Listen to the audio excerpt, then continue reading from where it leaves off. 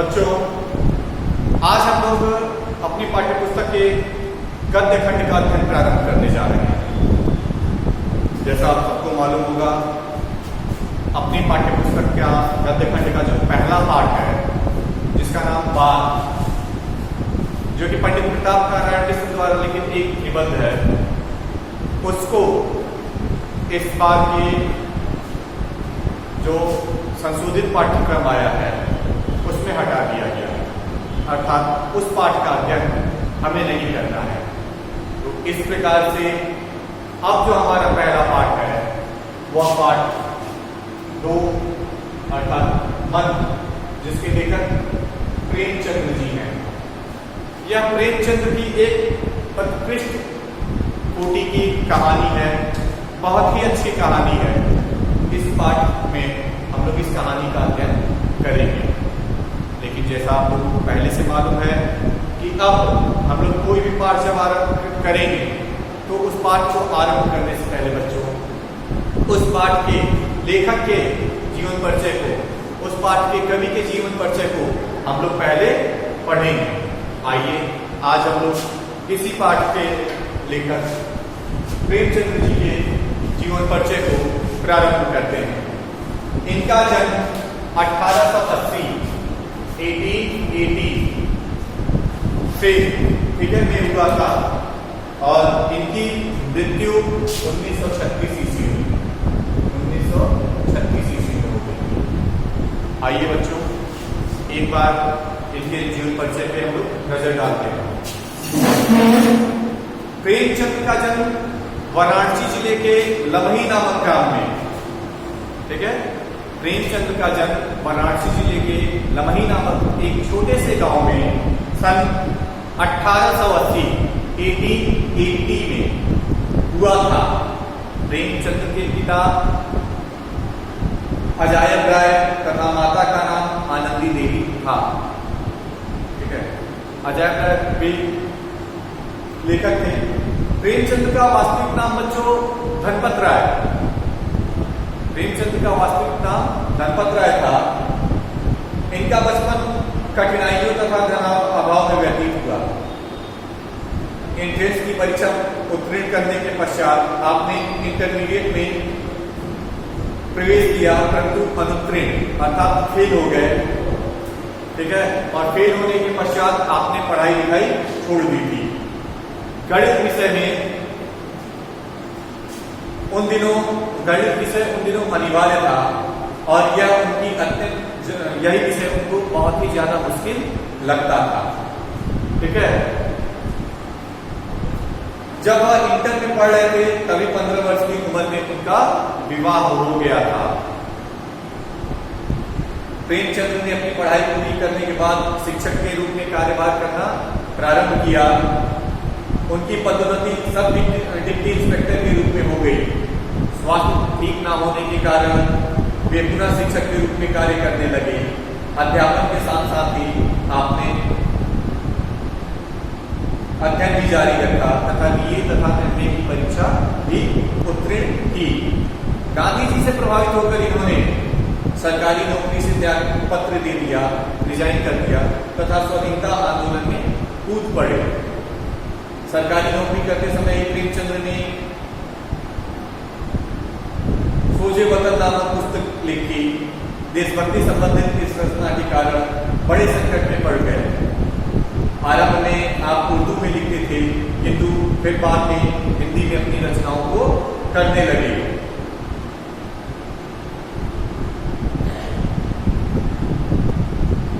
आपने मर्यादा नामक पत्रिका का संपादन किया। मर्यादा, ये पूछता है मर्यादा का संपादन किसने किया था? आपको उत्तर देंगे प्रेमचंद, ठीक है। कुछ दिनों बाद माधुरी नामक पत्रिका का भी संपादन किया। आपने अपना प्रेस खोला तथा हंस और जागरण नामक पत्र निकाले। ये चारों आपको याद करने पड़ेंगे बच्चों। चारों की चारों पत्रिकाएं, सबसे पहले मर्यादा, ठीक है, फिर माधुरी, हंस और जागरण नामक पत्रिका, ये चारों आपको याद करना पड़ेगा। कुछ दिनों पश्चात ये काशी विद्यापीठ चले गए और वहीं प्रधान नाना व्यापक बन गए। इससे आपको अत्यधिक आर्थिक हानि उठानी पड़ी। इसके बाद आप मुंबई में एक फिल्म कंपनी में नौकरी कर ली। स्वास्थ्य खराब होने के कारण आप वापस बनारस लौट आए और जहां लंबी बीमारी के बाद मात्र 46 वर्ष की अवस्था में 1936 माफ करिएगा 56 वर्ष की अवस्था में 1936 ईस्वी में आप इस लोक से परलोक चले गए। तो बच्चों, यह इनका जीवन परिचय है। जीवन परिचय के पश्चात आप लोग साहित्यिक परिचय लिखेंगे। साहित्यिक परिचय में आप लोग, जैसा कि पहले कविता में मैंने लिखवाया है आप लोगों को, कि साहित्यिक परिचय लिखने में आप लोग उनकी भाषा, शैली, रचनाएं इत्यादि के बारे में बताएंगे। ठीक है। साहित्यिक परिचय बच्चों जब भी आप लोग लिखिएगा, जिस लेखक का भी आप लोग लिखिएगा, उस लेखक को बहुत ही प्रभावशाली ढंग से बताइएगा। ठीक है। आप इन्हीं पंक्तियों से शुरू करिएगा। प्रेमचंद्र एक महान साहित्यकार थे। इन्हें हिंदी साहित्य में उपन्यास सम्राट के नाम से भी जाना जाता है। इनकी प्रतिभा जन्मजात थी। ठीक है। पहले वे उर्दू में नायाब राय के नाम से अपनी रचनाओं को लिखना प्रारंभ किए। ठीक है। उर्दू में इन्होंने नायाब राय के नाम से बहुत सारी कहानियों और उपन्यासों की भी रचना की है। बाद में इन्होंने महावीर प्रसाद त्रिवेदी जी की प्रेरणा से हिंदी में लेखन आरंभ किया। यहाँ एक प्रश्न आप लोगों से पूछ सकता है कि प्रेमचंद्र किसकी प्रेरणा से हिंदी लिखना प्रारंभ किए? तो इसका उत्तर बच्चों आप लोगों का होगा कि महावीर प्रसाद त्रिवेदी के प्रेरणा से इन्होंने हिंदी में लिखना प्रारंभ किया। ठीक है। और जब यह हिंदी लिखना प्रारंभ किए तब इन्होंने अपने नाम को बदला और नायाब राय से यह प्रेमचंद्र के रूप में लिखना शुरू किए।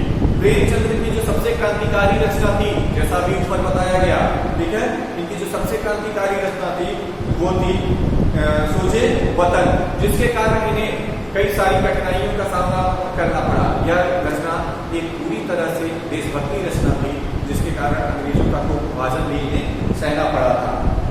ठीक है। अंग्रेजों को इस रचना में बगावत की लूट नजर आई, जिसके कारण वो अंग्रेज जो है वो प्रेमचंद्र को परेशान करने लगे। चूंकि प्रेमचंद्र उस समय एक सरकारी मुलाजिम थे, सरकारी नौकर थे। बाद में प्रेमचंद्र जी जो है वो गांधी जी से प्रभावित होकर स्वतंत्रता आंदोलन में कूदते हैं और अपनी सरकारी नौकरी से त्याग पत्र दे देते हैं। ठीक है बच्चों। इसके इतना लिखने के पश्चात आपको लिखिएगा रचनाएं। अब प्रेमचंद्र की रचनाओं का जो क्षेत्र है वो बहुत ही ज्यादा विस्तृत है, बहुत ही ज्यादा बड़ा है।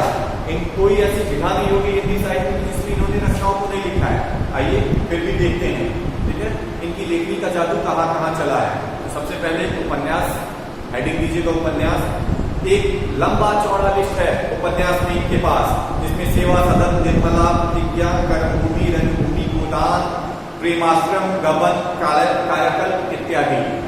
ठीक है बच्चों। कहानी संग्रह, नवनिधि, प्रेरणा, कफन, प्रेम प्रसून, प्रेम पचीसी, प्रेम चतुर्थी, सप्त सरोज, सप्त सुमन, प्रेम ग्रहण, अग्नि समाधि, कुत्ते की कहानी, मनमोदक, मानसरोवर के बच्चों 8 भाग हैं। ठीक है। और 8 भाग अगर आपको टाइम मिलेगा तो जरूर से पढ़िएगा। बहुत अच्छी अच्छी कहानी इसमें लिखी है।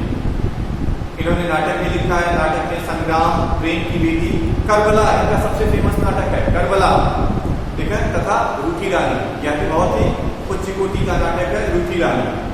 इनके निबंध संग्रह का नाम है कुछ विचार, जीवन चरित्र, कलम, तलवार और त्याग, दुर्गादास, महात्मा से एक दासी और राम चर्चा इनका जीवन चरित्र है। संपादित इन्होंने किया है गल्प, रत्न तथा गल्प समुच्चय, अनुराधिक नायक का अहंकार तथा टॉल्स्टॉय की कहानियां एक उच्च कोटि का अनुराधिक पुस्तक है। सुखदास, आजाद तथा चांदी की डिबिया और सृष्टि का आरंभ। प्रेमचंद्र की भाषा बच्चों एक ऐसी भाषा जिसके बारे में अगर कोई बातचीत शुरू करें तो यह कहना उचित होगा कि प्रेमचंद्र उस समय आम जनमानस में फैली हुई भाषा को अपने लेखन में स्थान दिया। वे किसी विशेष लेखक की तरह से अगर खड़ी बोली का प्रयोग कर रहे हैं तो खड़ी बोली के प्रयोग तक ही सीमित नहीं रह गए। उन्होंने बच्चों आम जनमानस की भाषा, अर्थात जैसे हम और आप बात करते हैं, हम और आप बात करने का मतलब क्या हुआ कि बात करते करते कभी हम लोग हिंदी के शब्दों का प्रयोग करते हैं, कभी देशज शब्दों का प्रयोग उसी में कर लेते हैं, कभी संस्कृत के शब्दों का प्रयोग कर लेते हैं, कभी अंग्रेजी के शब्दों का प्रयोग कर लेते हैं। ऐसी भाषा को प्रेमचंद्र ने अपने लेखन में स्थान दिया। ठीक है, इनकी भाषा एकदम सरल भाषा थी जो आम जनमानस को समझ में आती थी। शैली, प्रेमचंद्र की शैली बच्चों जो है अगली हेडिंग आपकी शैली रहेगी। प्रेमचंद्र की रचनाओं में वर्णनात्मक, सरल, सजीव शैली के दर्शन होते हैं। ठीक है, वे विषय अनुसार वो जिस विषय को लिखते थे उसके अनुसार अपनी शैली को परिवर्तित कर देते थे। ठीक है, इन्होंने हास्य व्यंग्यात्मक शैली का भी प्रयोग किया। इसके पश्चात बच्चों जो अंतिम हेडिंग आएगी हिंदी साहित्य में स्थान, इसको जब आप लोग लिखेंगे तो यहाँ पे आप लोग लिखेंगे जिस लेखक के बारे में लिखेंगे उस लेखक के बारे में लिखेंगे कि जैसे अभी तो प्रेमचंद्र को पढ़ रहे थे उनको आप लोग लिखेंगे प्रेमचंद्र हिंदी साहित्य आकाश के सबसे ज्योतिमान नक्षत्रों में से एक है। यह वह प्रकाश दीप हैं जिन्होंने अपने प्रकाश से हिंदी साहित्य को सदैव दीप्तिमान रखा है। सदैव इनकी रोशनी जो है वो हिंदी साहित्य में प्रकाशित रहेगी। ठीक है बच्चों, तो इस तरह से हमारा जो जीवन परिचय है यह समाप्त होता है। अगले वीडियो में हम लोग इनकी कहानी मंत्र का अध्ययन प्रारंभ करेंगे। धन्यवाद।